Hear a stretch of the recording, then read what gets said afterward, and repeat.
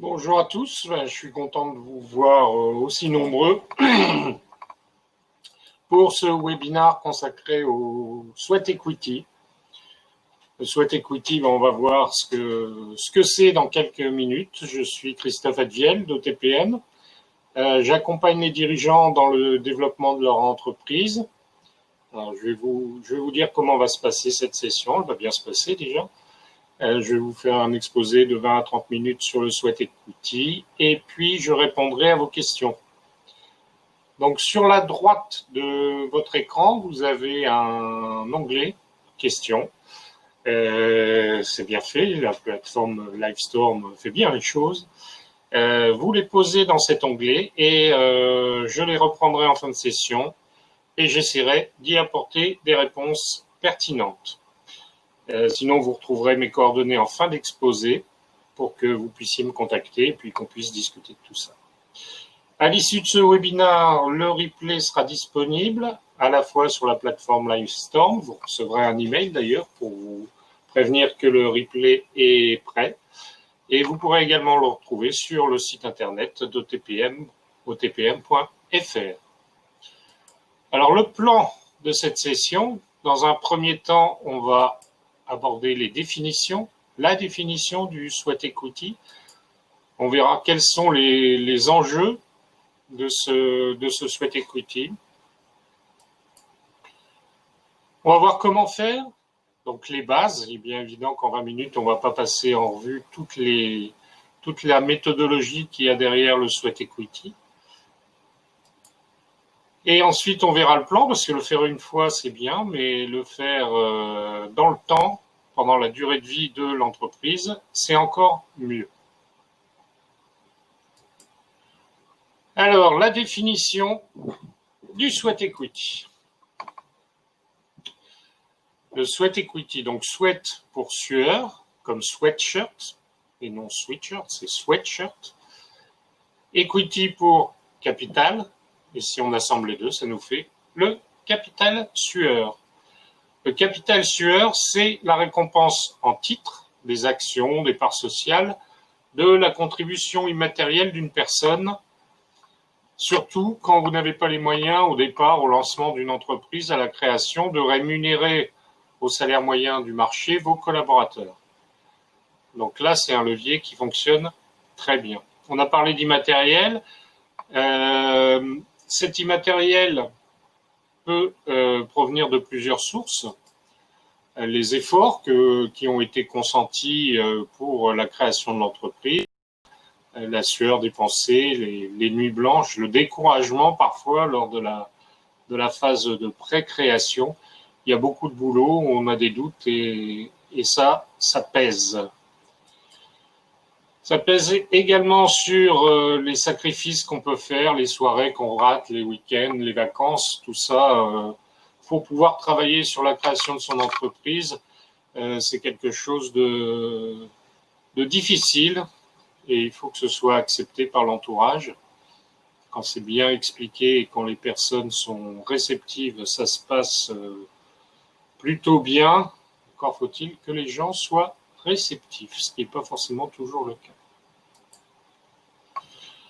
On a également donc cet entourage, ce fameux entourage, la famille, les amis qui sont négligés pendant toute cette période et pendant la création et pendant le démarrage et pendant le développement également. Il y a des sacrifices qui sont faits vis-à-vis du conjoint, vis-à-vis des enfants, vis-à-vis des amis. C'est pas évident pour eux et puis pour vous au moment de la création. Tout ça, c'est du sweat, c'est du sacrifice. On sacrifie également en partie ses activités sociales, sportives ou culturelles, ses passions, ses hobbies qu'on met de côté et qu'on reprendra après, une fois que le travail aura été effectué. Donc valoriser tout cet immatériel qui a été dépensé pour la création, ça va revenir à évaluer le Sweat Equity pour chacune des personnes impliquées. On va voir qui ça concerne. Alors, ça peut faire une valeur assez forte, mais la valeur d'une entreprise ne se limite pas au sweat equity. C'est uniquement une partie de la valeur globale. La valeur d'une entreprise, c'est ce que les investisseurs disent qu'elle vaut après les négociations, ou c'est presque ça. Quels sont les enjeux du sweat equity? Au démarrage d'une entreprise, le sweat equity, c'est un élément primordial comme levier de négociation avec vos éventuels cofondateurs, vos premiers employés, vos partenaires ou vos financiers. Et en ce qui concerne toute cette population, vous pouvez proposer une partie de leur rémunération, de leurs honoraires, de leur participation en termes de sweat equity. C'est une pratique qui est peu répandue aujourd'hui, mais le sweat equity devrait figurer dans tous les business plans. Encore faut-il arriver à le valoriser correctement. Et pour le valoriser correctement, et si vous ne voulez pas subir les évaluations de vos investisseurs qui ne savent la plupart du temps pas comment évaluer ce capital sueur, mieux vaut prendre les devants plutôt que de le voir sous-estimer votre entreprise. Donc, les intervenants au niveau du sweat equity, c'est l'éventuel ou les éventuels cofondateurs, vos employés, bien sûr, mais également les partenaires à qui vous pouvez proposer du sweat equity en rémunération de leurs prestations ou en partie de leurs prestations. Comment on peut faire ça? Eh bien, c'est pas forcément simple. On va voir que les méthodes diffèrent suivant les intervenants qui vont venir remplir ce sweat equity. Pour les cofondateurs, dans un premier temps, il va falloir analyser différentes choses. Il va falloir analyser le temps passé sur l'entreprise aux différents stades de son évolution. On verra tout à l'heure au niveau de la planification du sweat equity comment ça se passe. Voir peut-être les rémunérations auxquelles les cofondateurs ont dû renoncer pour investir sur ce projet. Les sacrifices qui ont été consentis, on l'a vu dans la définition, vis-à-vis de la famille, des amis, des activités, etc. Les tâches que chacun a accomplies, non seulement en termes de temps passé, mais aussi en termes d'importance et de contribution par l'entreprise. Apporter un partenaire important, par exemple, au moment de la création, ça mérite d'être pris en compte dans l'évaluation, avec des formules de valorisation qui sont différentes suivant les cas. À chaque fois, c'est un modèle différent, même si on a des bases établies pour établir un sweat equity, une valorisation de cette partie immatérielle. Il va falloir voir aussi l'évolution et l'implication que chaque cofondateur souhaite ou ne souhaite pas avoir dans le développement de l'entreprise. Et ça, c'est également important. Ça, il va falloir le faire pour chacun des cofondateurs. Et ensuite, répartir le sweat equity en fonction des apports, le temps passé, on l'a vu, la rémunération à laquelle on a renoncé, les sacrifices qui ont été faits, les tâches qui ont été effectuées et l'évolution qui est souhaitée ou pas dans l'entreprise. Alors une des règles de base du sweat equity, ça c'est valable pour les cofondateurs, mais c'est valable également pour les employés, les partenaires. C'est qu'il est facile de générer de la frustration et ça c'est à éviter au maximum et c'est pas toujours facile à faire. Un sweat equity sur lequel il y a de la frustration de la part d'un employé ou d'une catégorie ou d'un cofondateur, ça va générer des problèmes et c'est impérativement à éviter. C'est pour ça qu'en général, on fait appel à des personnes extérieures à la boîte qui vont permettre de rediriger les frustrations vers l'extérieur et ne pas pourrir l'ambiance dans l'entreprise. Ce sera le consultant extérieur qui sera responsable, ça fait partie de son rôle. Et c'est pas facile des fois à encaisser, mais ça fait partie du jeu. Une fois que ça a été fait au niveau des cofondateurs, moi je vous engage à rédiger un pacte d'associés dans lequel seront reprises les méthodes et les règles de calcul pour la valorisation du sweat equity. Non seulement à l'origine, au départ, mais également tout au long de la vie de l'entreprise, suivant le plan de sweat equity qu'on verra tout à l'heure. Ça, c'est une partie de la valeur de l'entreprise, je l'ai dit précédemment, mais je rappelle à toutes fins utiles que le sweat equity ne constitue qu'un complément de valeur de l'entreprise. Toute création nécessite du cash à la base, c'est indispensable, et les gens qui vous diront le contraire, vous mentirez.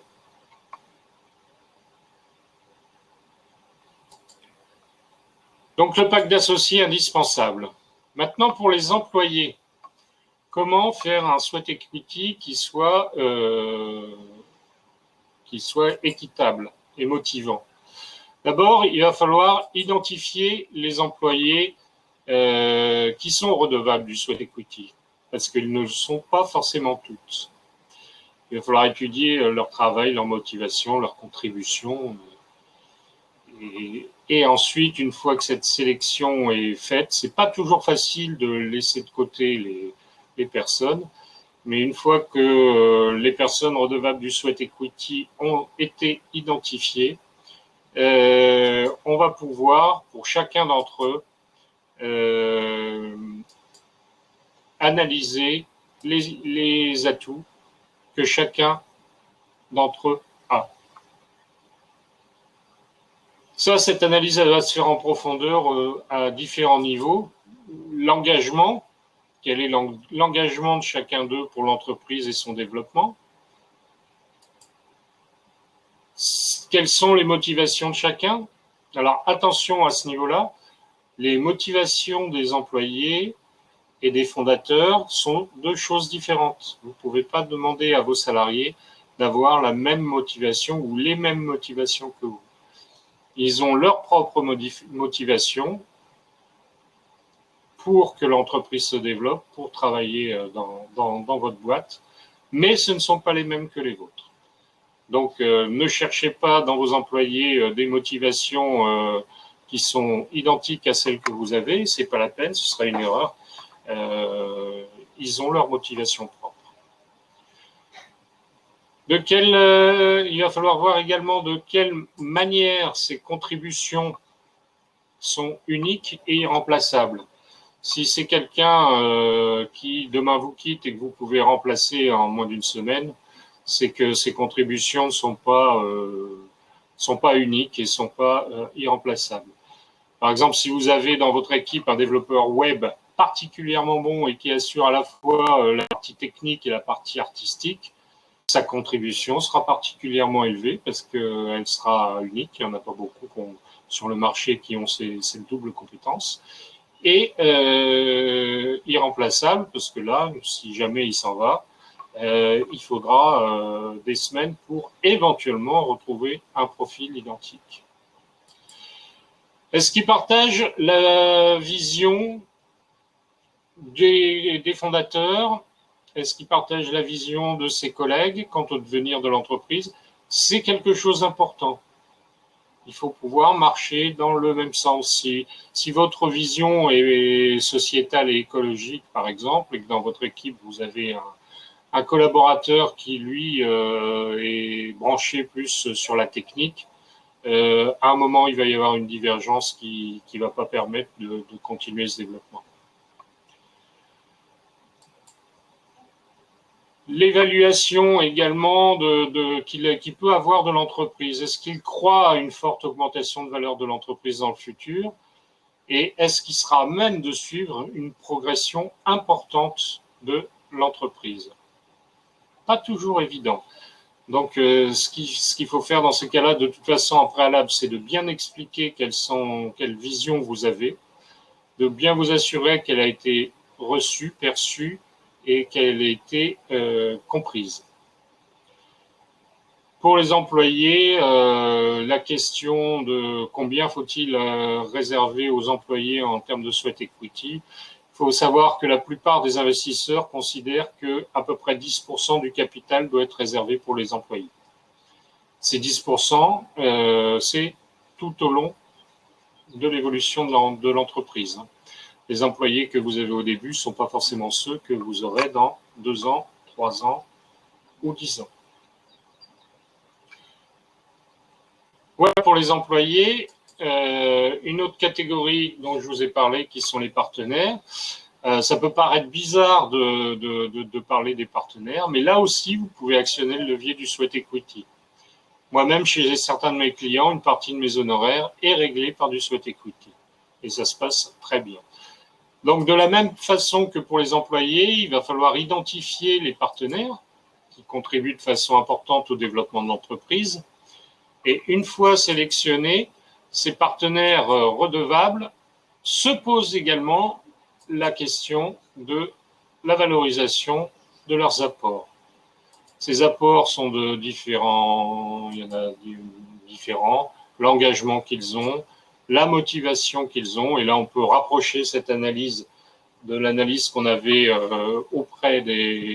par rapport aux employés, les contributions qu'ils apportent à votre entreprise, les tâches accomplies qu'ils ont faites pour l'entreprise. Bon, pour les partenaires, la méthode la plus généralement employée, c'est celle des honoraires de remplacement. Quel temps ont été passés sur votre dossier? Quels honoraires ont été facturés? Quels auraient été les honoraires facturés si il y avait une pleine rémunération du temps passé? Et la différence entre ces deux chiffres, ça permet d'évaluer une base de sweat equity sur laquelle il faudra appliquer un coefficient de risque, car vous êtes persuadé que votre entreprise va super bien fonctionner, que tout va marcher, et on vous le souhaite bien évidemment, mais des fois c'est pas le cas. Donc vos partenaires prennent un risque. Et ce risque, il faut le récompenser et appliquer un coefficient sur cette partie d'honoraire qui n'a pas été appliquée.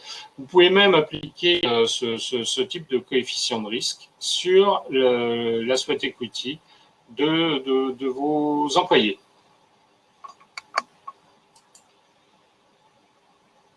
Alors, le plan du sweat equity.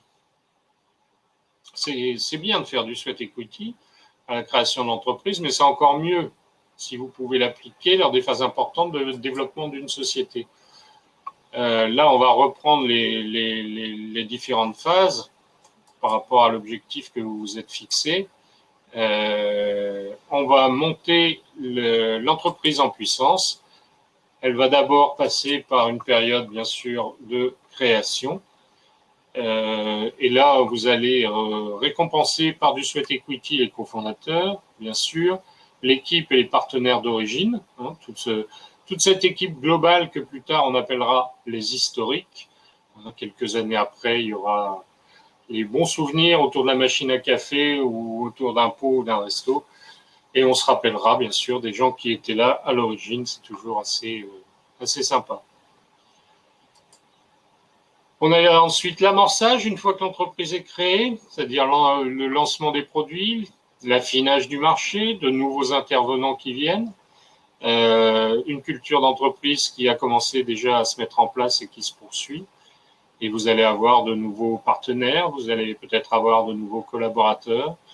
À ce niveau-là, c'est rare d'avoir de nouveaux actionnaires au niveau du capital, mais pourquoi pas.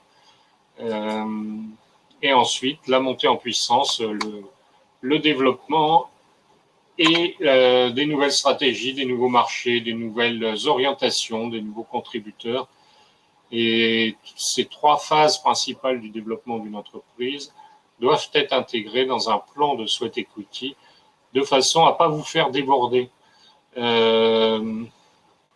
Et puis en plus, ça permet d'être cohérent tout au long de la vie de l'entreprise et d'éviter des erreurs du genre je suis dilué au bout de 2 ans parce que j'ai mal calculé et que mes partenaires, mes employés et certains de mes actionnaires se sont ligués contre moi.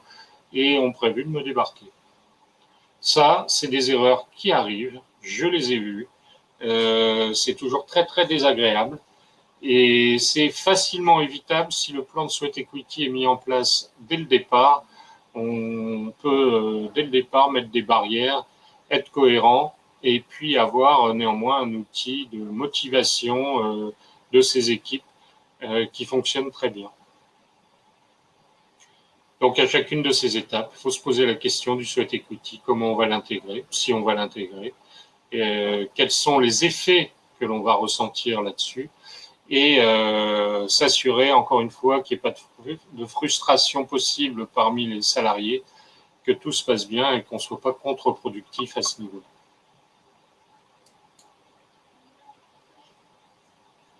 Pour illustrer ces propos qui peuvent être un petit peu obscurs peut-être, on va prendre un exemple.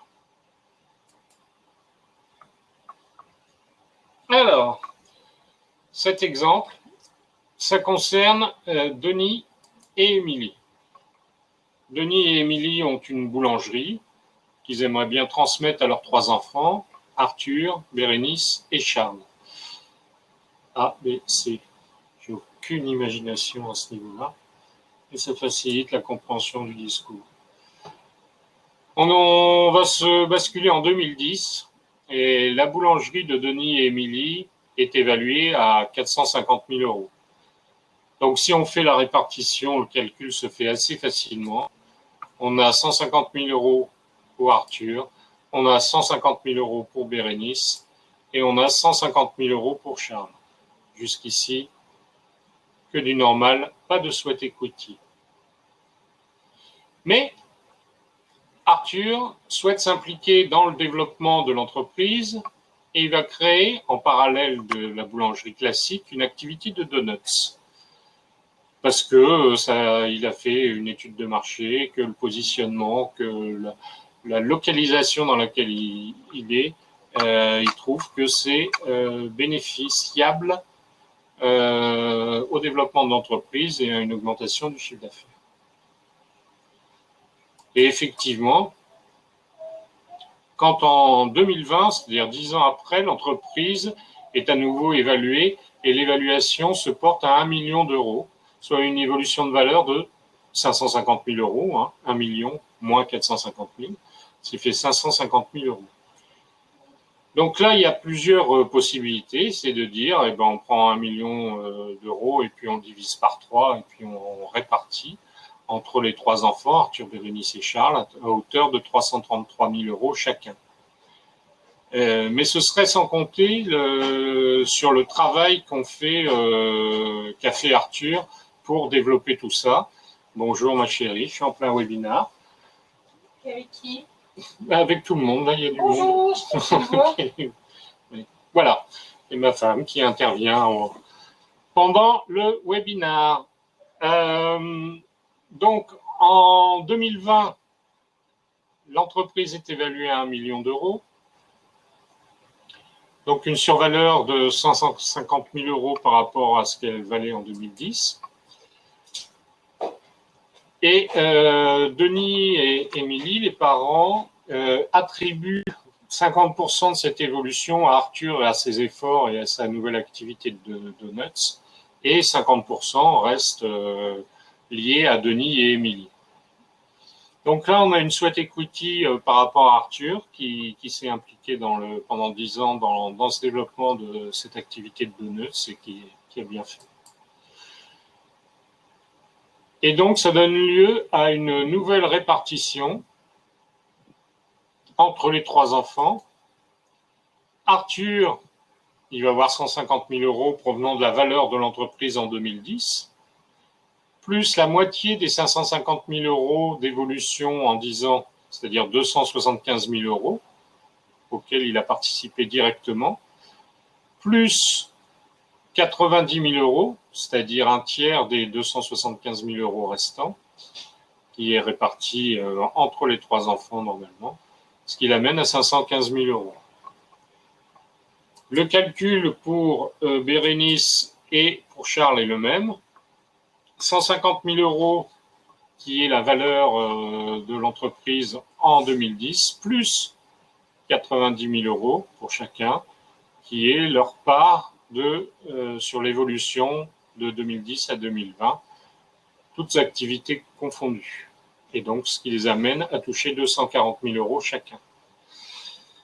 Alors, je sais que les plus pointus d'entre vous me diront ça fait 995 000 €, ils auront raison. Et les 5 000 € restants, la famille l'a utilisé pour passer un week-end gastronomique ensemble et pour déguster des bons plats, y compris du pain et des donuts.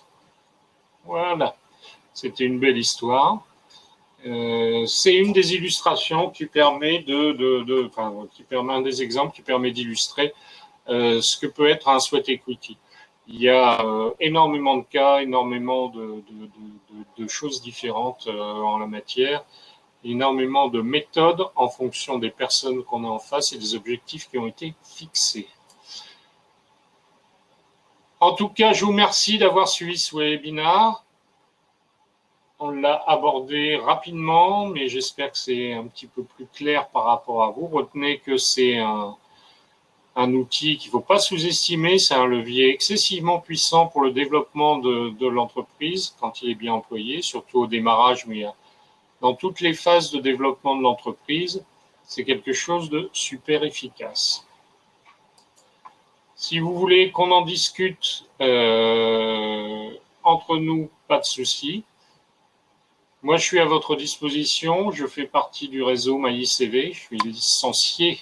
Enfin, j'ai une licence ICV, MyICV. Donc, un réseau très puissant au niveau mondial. On est intervenu dans plusieurs mises en place de sweat equity dans différentes entreprises. Et les résultats ont toujours été très bons. Non seulement en termes financiers, mais en termes humains. Parce que bien sûr, l'humain, vous l'aurez compris, a une place excessivement importante dans ce procédé. Donc, n'hésitez pas à me contacter pour qu'on discute de tout ça et qu'on voit si on peut vous aider dans la mise en place d'un sweat equity chez vous par rapport à vos cofondateurs, à vos employés, à vos partenaires. Et je vous rappelle que vous pourrez revoir ce webinaire sur la plateforme Livestorm, mais également sur notre site internet otpm.fr.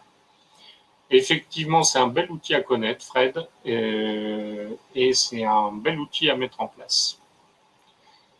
Je regarde s'il y a des questions. Il n'y a pas de questions, c'est donc j'ai été très clair. Je vous remercie d'avoir suivi ce webinaire, et puis n'hésitez pas à me contacter. On se revoit, on se reverra à ce moment-là très très vite. À bientôt, passez une bonne journée. Merci.